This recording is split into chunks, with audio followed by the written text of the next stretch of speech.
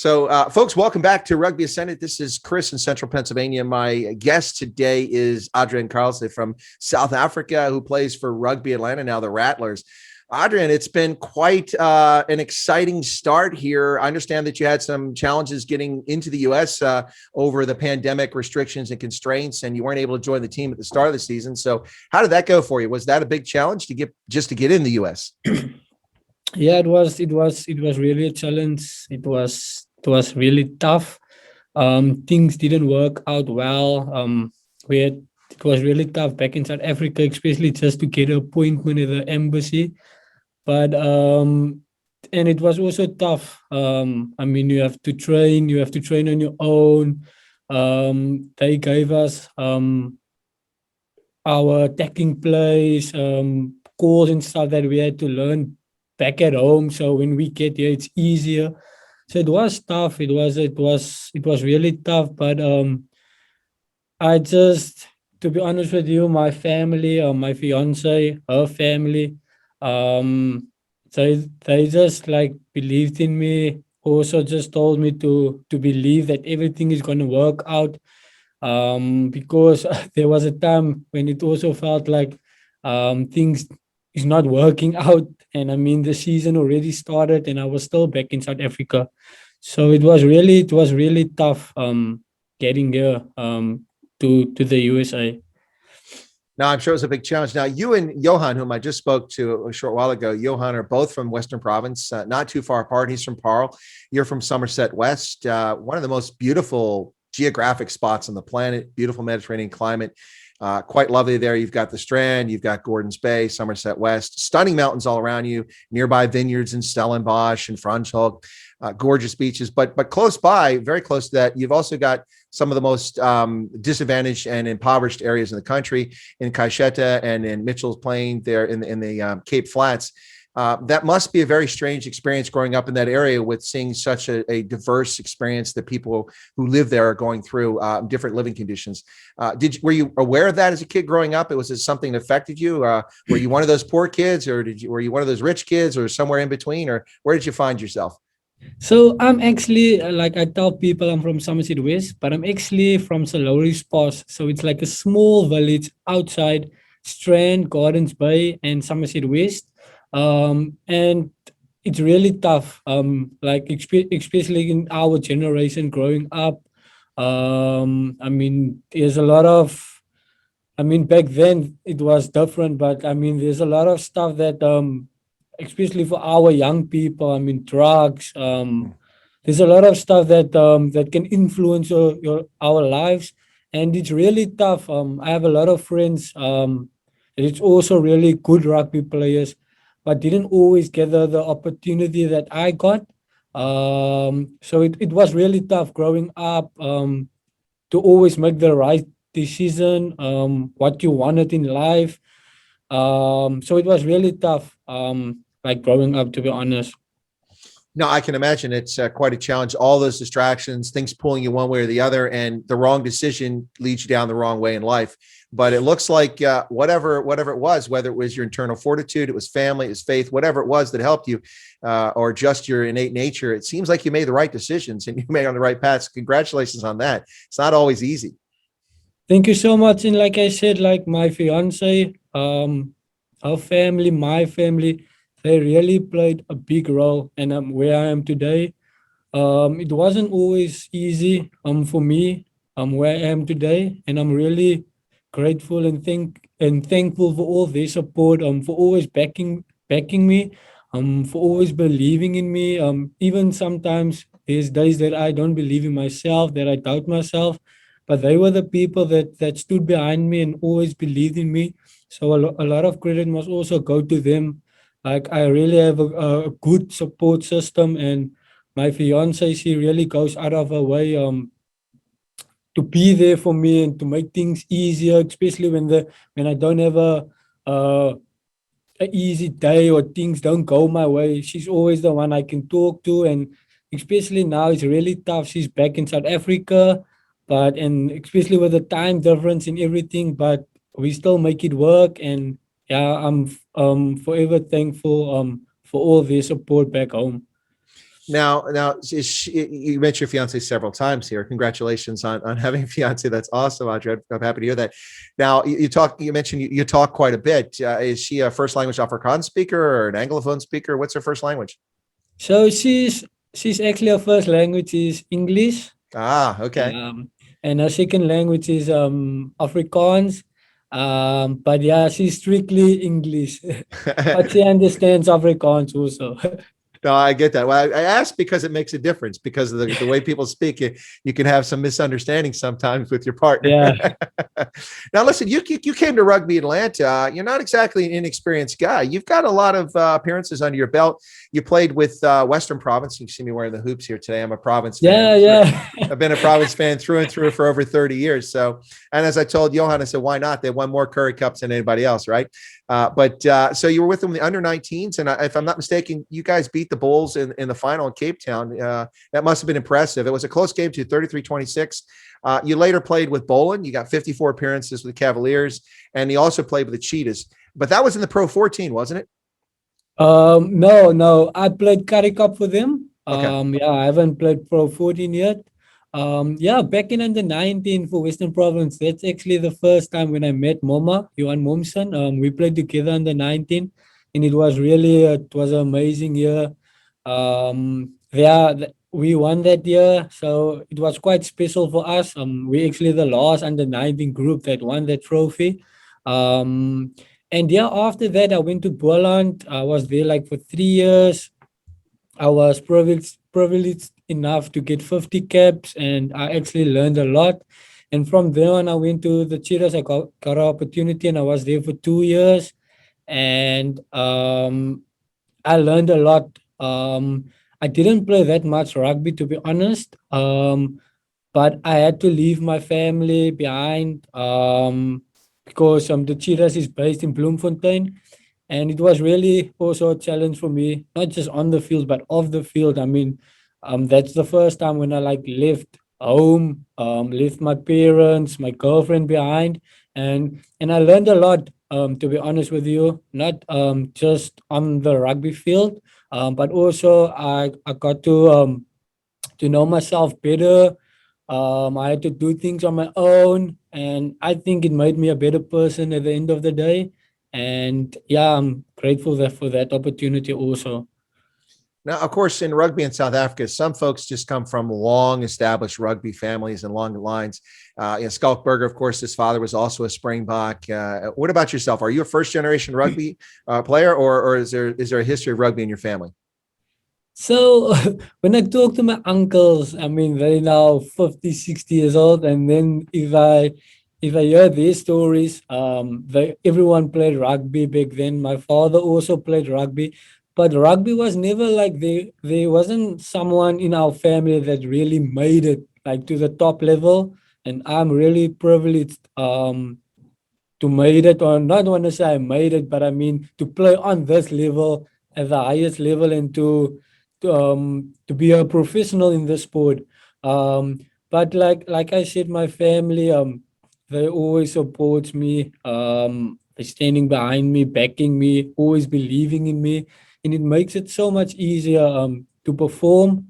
Knowing that there's people that has all the confidence and that's always backing you. Even times when you feel like you feel down or things not going your way, but you know there's people that's always backing you and that's standing behind you. But my father played rugby, but not at the highest level. My father's brother, he also played rugby. He was actually the one that's more into sport. You also did athletics. But yeah, like I said, my uncles, my grandfather, they all played rugby. But that was way before my time. So yeah, like I said, it's just stories I heard. That's just ancient history, I guess, is what you're trying to say. Without, Yeah. hopefully your father and your family won't watch this interview. No, just kidding. No, but not to put you on the spot, but this is I think interesting thing is if they may not know about South Africa and the Western Cape. Wherever you are in the world, it's interesting to talk to people because a lot of times people don't see the things right around them that tourists go and see or that tourists know about. I could pick someone in New York City and mention something like, really, that's here in Manhattan, or someone in Atlanta, like, that's in Atlanta. Like there's a Gone with the Wind museum in Marietta. People like, really? I didn't know that. So let me, not to put you on the spot, but South Africa has penguins. I don't think people realize this. I mean, it's not just in Antarctica that you find penguins. You find them in South Africa. And because of the annoying sounds they make, they're known as Jackass Penguins. And they kind of cluster over by Simonstown. So my question to you, Adriaan, is have you ever gone over and checked out the penguins? Have you ever seen them? I actually want to tell you a story. So a few years ago, yeah, I think it was say 4 years ago, 4 or 5 years ago. So my fiance now, my girlfriend, she loves penguins. And on her birthday, I took her to Simonstown to go check out the penguins because they're just all over the beach. They're in Simonstown. It's just past Musenberg. They're in Fieshoek. So yeah, I went to go check out the penguins. We went for the day. So yeah, there's a lot of them. They sure are. And they're noisy. They're very annoying. That's why they're called Jackass Penguins. It's kind of funny. Well, so I'm glad that you did, because as I said, a lot of times people live in a place their whole lives and they don't know about things that tourists just come to see. And obviously tourists go there to see the penguins, but they are interesting. So I'm glad that you took your girlfriend / fiance over there. I'm sure she appreciated that. So listen, just I don't know, maybe a comment kind of question, and I'll phrase it as a comment and turn it to a question to see where we're going. When you first started playing with the side there, you have a lot of confidence by the try line. When you look and it looks like you've got an opening there, I think a few people's fans' hearts stop sometimes when you come out of the try area and there's a whole defense in front of you there. You seem to have a lot of confidence there. Are you seeing things and openings that maybe the fans don't see? Because you're making these split-second decisions, and it's paid off well. You've had some incredible runs carrying the ball, but sometimes like, oh no, he's not going to go, is he? What does he just kick? Are you seeing things that folks don't see? So what I do is, I think you can ask every rugby player is everything happens so fast. What I try to do is, like, I always try to be decisive. So if I decide I'm gonna kick, then I'm gonna kick. If I decide I'm gonna run, I'm gonna run if the space is there. And sometimes what happened is you overthink too much. Must I run? Must I kick? And then that's when you actually make mistakes because you're in two minds. You're indecisive. So what I do is I just try to always back myself. If I make the decision, if I see it's on, if the space is there, or the call come from outside but there's space, then I'll make my decision. And like I said, I don't try to overthink the situation. Um, I just try to be decisive. So if the space is there, I'm gonna take the space. If it's not there, if the kicking option is on, I'm gonna kick there. But I just try not to overthink and to put myself in two minds. Must I kick? Must I run? That's when you actually mess things up because you don't know. You have too many things in your mind. Like you try too many things or what to do. So what I just try to do is I just try to be decisive to make a decision and yeah, just back the decision. Well, I've got to say this about all this for Adriaan is that your kicking game, you've had to have adjusted. I mean, you're playing on all these artificial turf and the ball doesn't bounce the same way. It appears as if you found the formula. Your chip and chase seems to be, have you figured out how to play on turf or did you already know how to do that? And is it really make a difference in your kicking game when you're trying to move the ball up the pitch? It was an adjustment to be honest. Back in South Africa, we don't really have we play on grass, we don't play on turf. So it was an adjustment. But when I got here, I spoke to the coaches. Coach Steve told me, I must just remember like the ball rolls more here on the turf. So I just tweaked that a little bit, and I mean during trainings in the week when we have kicking then that actually helps to prepare for the game. And yeah, I think I'm managing it now really well, how to kick on the turf, and I think it's paying off to be honest. Well, I would have to agree with you, Adriaan. That's especially this weekend. The way you placed the ball, where you kicked it, it seems like you've kind of figured out how turf works for you and against you in the kicking game. You had some pretty impressive kicks out there. But I do want to ask a question. You mentioned Coach Steve Brett, I believe you're talking about, from New Zealand. I understand that you kind of see him as a mentor, but he's a Kiwi. I mean, that's sacrilege. How can a South African look to a Kiwi for inspiration? I mean, that's just wrong. I've got to tell you that. Yeah, like Coach Steve, he was one of he's a really good rugby player. He was one of the guys I also looked up to, loved to watch the way how he played the game. And I mean, it's for me, I'm really privileged to work with him, to learn from him. His rugby brain, the way he see things and how he goes about these things, and just it's just really is really good. And yeah, back in South Africa, we like not everyone, or there's a lot of, especially in the Western Cape, there's a lot of All Black supporters, New Zealand supporters, and Crusader supporters. And he played for the Crusaders. He started there.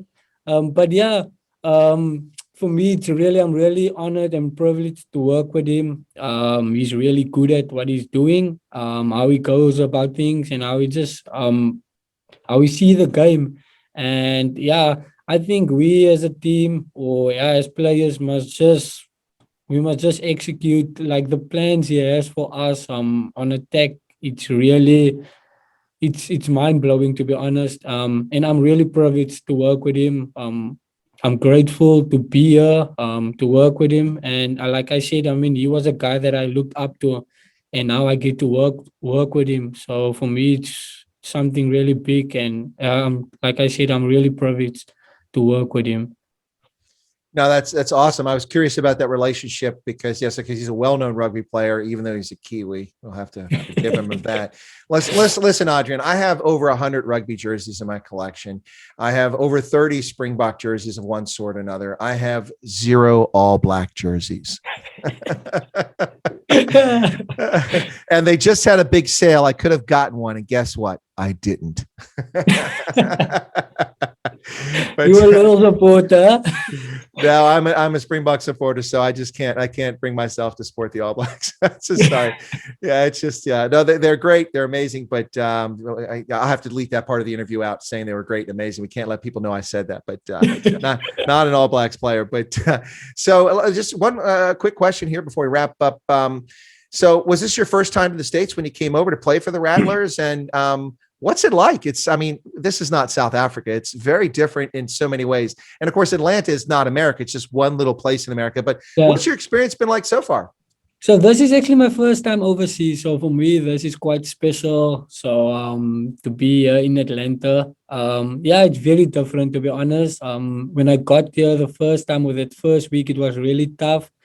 Especially like I said, like with the time difference and stuff. Like me and my fiance, like the communication was a bit off, because when I go to sleep, when I go to bed, she wakes up. When she wakes up, I go to bed. So that was really difficult. Like our communication. But Atlanta, it's a nice place. The people is nice.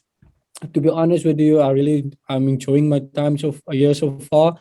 And the setup here and the team we have here, the culture, like heads off to Coach Scott for what he's trying to do here. I think it's really working and it's paying off. And we're not just like a rugby team and like teammates, like we like more like family, like even off the field. Like if I have to go somewhere, like there's always guys willing to help me or to take me somewhere. Or it's not just okay, on the field we teammates and then off the field we don't greet each other.